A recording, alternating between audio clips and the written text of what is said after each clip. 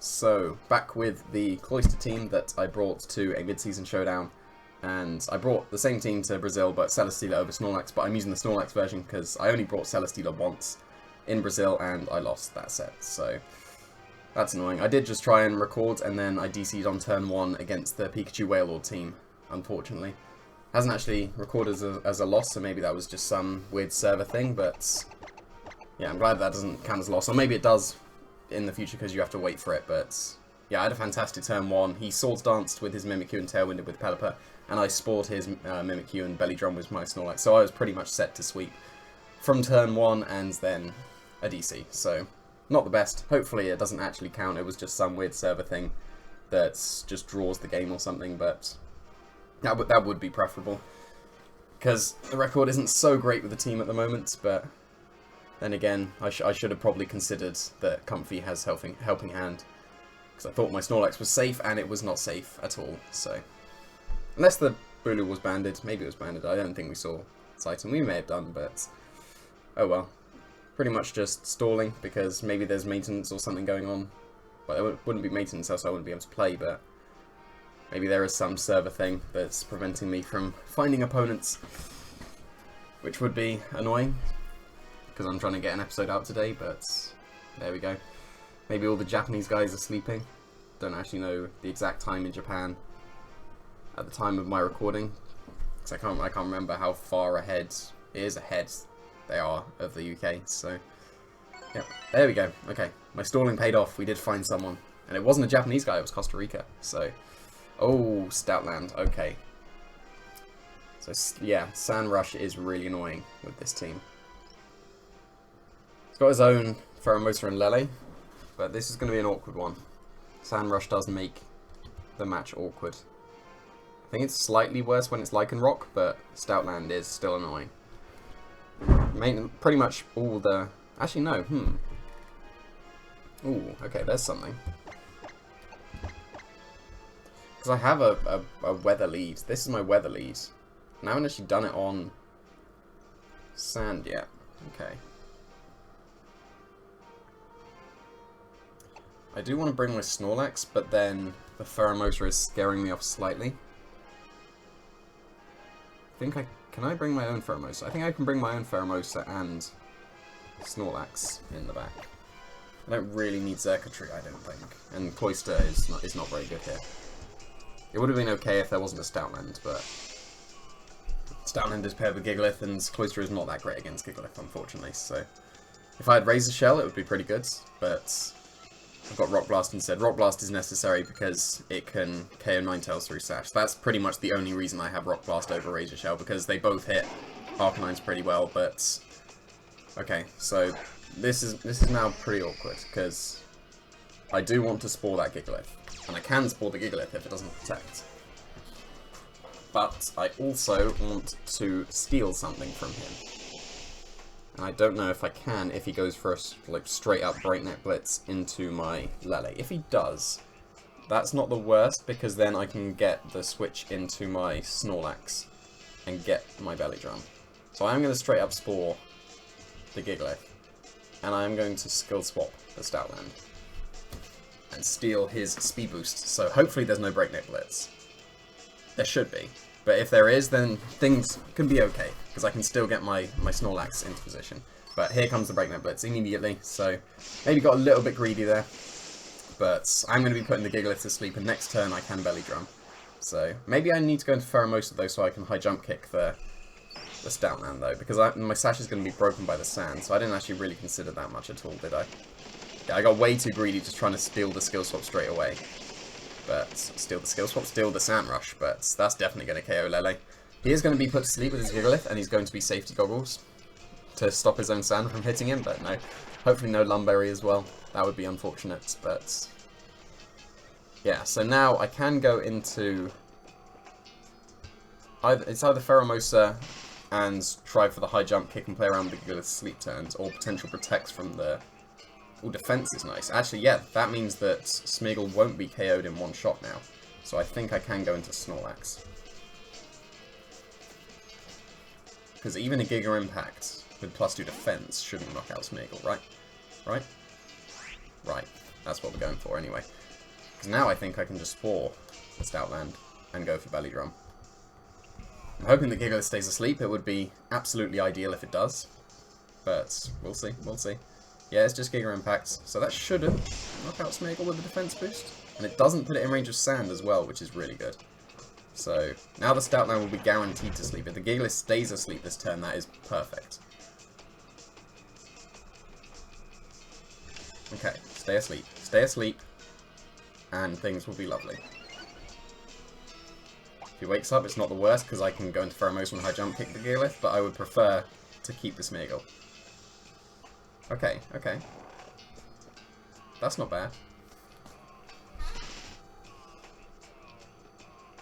Because I can get a KO this turn.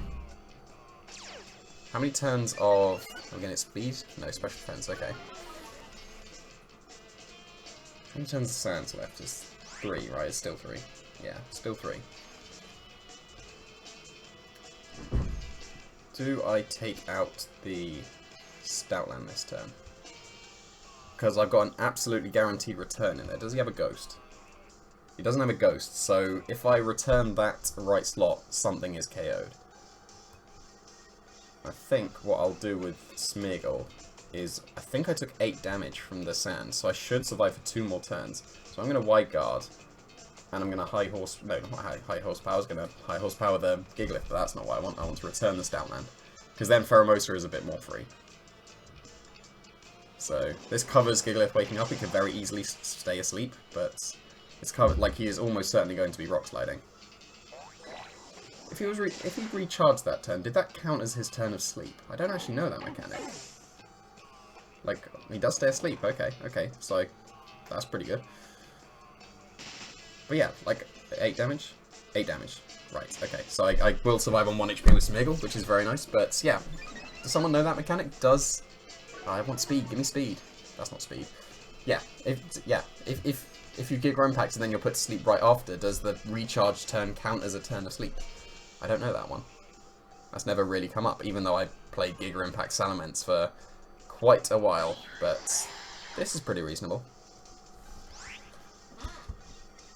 So I can follow me, and he will knock out my Smeagol. And he shouldn't be able to knock out my Snorlax at all with his Gigalith. Because he will not have Sash on Pheromosa with Sand. And if he does, who cares, because he'll get KO'd when I attack him. But can I afford to Rock Slide? Do I need to? Because I can always just high jump kick that Gigalith for the KO. So I think that would be a bit greedy going for Rock Slide. So, but then that covers Pheromosa protecting and Gigalith waking up. And I can get a potential flinch, but no, I'm just going to return. Nope, no protect, that's nice. I'm pretty sure Pheromosa gets no spread move, so Pheromosa will be KO'd this turn. So that's really good. Just regular jump kick. Not high jump kick, doesn't want to jump too high. Considering I'm pretty sure you take 50% anyway if you miss, but I think the added bonus of jump kick is, oh, it's speed boost as well, so it's not even, it's a jolly Pheromosa, but I'm pretty sure jump kick has 95% accuracy, and he is Focus Sash in Sand. Good team building, good team building. So Pheromosa is still going to be KO'd, which is absolutely fine. That did a lot of damage. Is that banded damage? Because that's a lot of damage. I'm absolutely high jump kicking it next turn, but... The only issue now could be a Scarf Lele. If there's a Scarf Lele, I think I lose.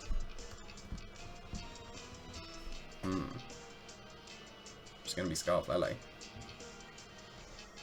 Even Arcanine. I think Arcanine puts Gigalith out of high jump kick range as well. But then again, I can Rock Slide.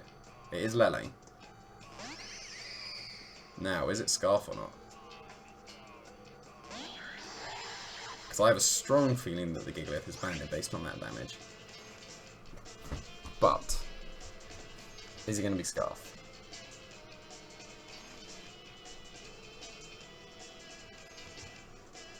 I think if he's Scarf, there is nothing I can do.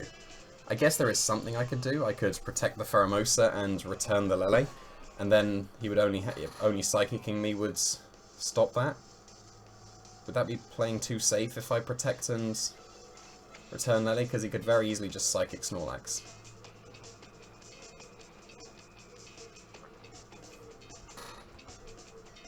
Yeah, I'm just going to high jump kick. and I'm going to return. And he's going to be Scarf, and I'm going to lose. No. And we do hit, so that's really nice. So, Gigalith will go down. Dazzling Gleam should not knock out Snorlax, so should have this game now. Because I will get the Beast Boost. He is absolutely in range of Poison Jab, so unless he crits my Snorlax with Dazzling Gleam, it is Dazzling Gleam, but Snorlax should live. Just about. Just about. That was way closer than I was expecting. If that had been a Choice Specs Lele, then I would have lost that. But, yeah. Survived the Life Fall. Yeah, I didn't really think about the Choice Specs. The Choice Specs would have saved him. So, close. Way closer than it should have been, but I'll take it. I'll take it. So, good that it wasn't Choice Scarf. Choice Scarf would have lost the match, and Specs would have lost the match. So, a Choice item would have won it for him. But that was pretty good. It got way too greedy at the beginning. I should have just either, if I was expecting the Breakneck Blitz, I should have protected and spoiled the Gigalith, or even follow Mead, but then the Gigalith gets off an attack, and with its probable Choice Band, then it would have done a lot of damage to me. So, yeah. Definitely need to change the turn 1 against Stoutland Gigalith, because my play against other weathers is usually to follow me and skill swap, so got a little bit greedy there. And it did count my loss against the Pikachu Wailord team, unfortunately. Considering I would have almost certainly won that match based on the turn 1, so that's annoying. We're going to be sticking around the 1500s forever, so there we go. Another Japanese guy. The Japanese have woken up again, so what we got now? Okay, another QR team. That's interesting. Now, most people, when they see my team, go with Togedemaru and Finny as a lead, because then that covers me leading with Lele to stop the fake out. But if they do that, then they don't really have that much pressure. So I'm okay with that. I'm going to lead with Lele and Snorlax. I do want Pheromosa. And then what would be my final one? I don't really want Xurkitree because of the Togedemaru, even though it would be good against the Finny and the Gyarados. I could go with Cloyster, because he doesn't actually have anything to really hit it that hard, so I should be able to smash. Because Togedemaru, Zing Zap, and Arcanine's Wild Charge won't actually do that much to Cloyster, because it's got such high defense. So I think I might actually go with Cloyster here. No Smeargle, no Smeargle. Interesting, I use Smeargle almost all the time, but no Smeargle this time. So we'll see what happens. It's interesting, like, again, I don't think I've ever led with Lele Snorlax, so going with all the brand new leads when I'm recording, so that's quite funny. But I would expect Togedemaru Finny. But we'll see, we'll see. Is it going to be Air Balloon Togedemaru as well? No, Arcanine Muck. That is not what I expected, but I will take that. That's really good for me. That's really good. Because I can go for a Shattered Psyche, and my Psychic Terrain went first, so I am faster than that Arcanine. Oh, we Speed Tie. Could very easily Speed Tie, but I'm going to work under the assumption that I'm faster than the Arcanine. His Muck is already in, so I can Shattered Psyche that Arcanine. I'm okay with losing my Lele if I trade the no burn potential from the Arcanine, and this way I will get a Belly Drum. Because if he Poison Jabs into my Lele, then I've got a +6 Snorlax that you've got to deal with as well. And then I'll bring in my Cloyster, I'll Shell Smash, and then I've got all the threats. But he's going to sacrifice his Gyarados instead of his Arcanine, so 2 Intimidates on my Snorlax is going to make no difference whatsoever because I'm getting +12. So he's going to lose his Gyarados. Unless he's Assault Vest Gyarados or Sash Gyarados. I don't think I've ever seen either of them. I think I've toyed around with an Assault Vest Gyarados before, maybe back in like 16, I think. But yeah, no, you wanted Thunderwave and Roar on your Gyarados in 16, so yeah, he's losing his Gyarados. I'm getting my Belly Drum, or, well, I'm getting my Belly Drum. But I'm either losing my Berry and then going to be in range of anything else, then I keep my Lele, or he's going to knock out my Lele and I've just got a full health Snorlax at +6. So this is fine, this is fine. Which one's he going to choose? He's going to choose to knock out Lele. I think that's my preferred one. So, unless he's like super weak. Nope. Most Mucks knock out Lele. I think I've only ever survived one Muck Poison Jab before with this Lele, because it's got almost no Volt, so.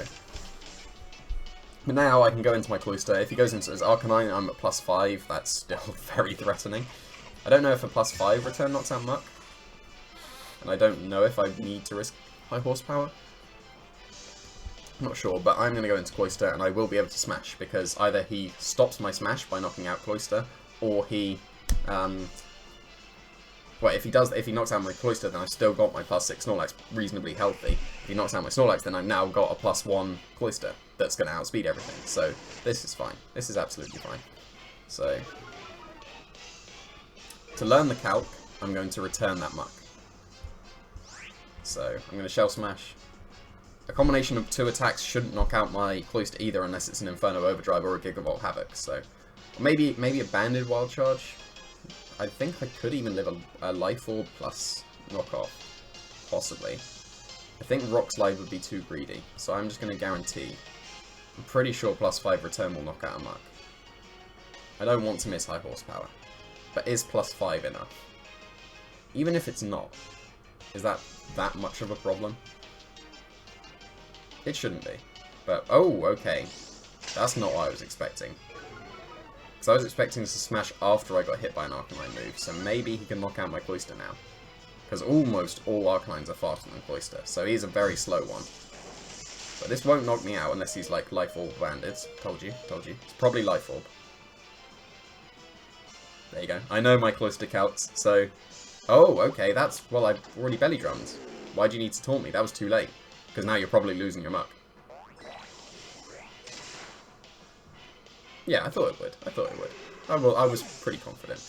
It wasn't worth the 5% just to absolutely guarantee it, but... If it's Finny, then it could be a bit awkward, but it is Garchomp, so things are absolutely fine now, because he can't Extreme Speed me. I will be able to Icicle Spear his Garchomp, and I will be able to return his Arcanine. If he protects his Garchomp and knocks out my Cloister, then I've got a Pheromosan and come in and Ice Beam, and if he protected, then he's not Scarfed, and then I'll be able to knock him out that way, and he's not a Soul Vest either. And if he attacked with his Arcanine, then Return will knock out his Arcanine. If he protects his Arcanine and protects his doesn't protect his Garchomp, he's losing his Garchomp. So this game is pretty much locked down now, so that's very nice. He's going to protect his Arcanine, but he's going to lose his Garchomp here, because I do outspeed all but Jolly, Scarf, Garchomp. And he's not a Jolly, Scarf, Garchomp, so perfect. So... Okay, that's actually a bulky Garchomp, because... No, it's not. I was going to say, because normally it only takes 1 Icicle Spear to knock out a Garchomp, but I am only at +1 rather than +2. So, there we go. But now, I can double into this Arcanine. I don't think I even need to risk the Rock Blast miss now, because 2 Icicle Spears will knock out the Arcanine from here. How many turns of Psychic Terrain? 2, yep, so I can afford to Icicle Spear, and I will just go for a return. And that will be the game. So... Hopefully he doesn't try for any double protect here just to stall out the game. I guess it kind of makes sense to get rid of the Psychic Terrain, but it doesn't matter, because now Icicle Spear, yeah, I didn't think it would be enough, but Return definitely will be. And that is a much smoother episode than the previous two. It would have been nice if I got that Mimikyu, well not Mimikyu, well it was a Mimikyu and Pelipper lead, but the Pikachu Wailord team, if I'd have got that on, because I haven't seen that for a while, but... Yeah, and I had pretty much won the game on turn 1, so technically 3 wins, even though 1 was a DC. You didn't see that game though, so I told you about it, and you know about it now though. So that was much better episode than the previous ones in terms of the team performing well. So don't know if I might have something already on the Friday, so we'll see if there's going to be another episode this week. If not, I might switch this to the Celesteela version of the team, just because that is technically what I brought to Brazil, but I think that the Snorlax... I use Snorlax more than I use Celesteela, so we'll see, because I'll be putting this team on for another week at least, so we'll see. Thanks for watching.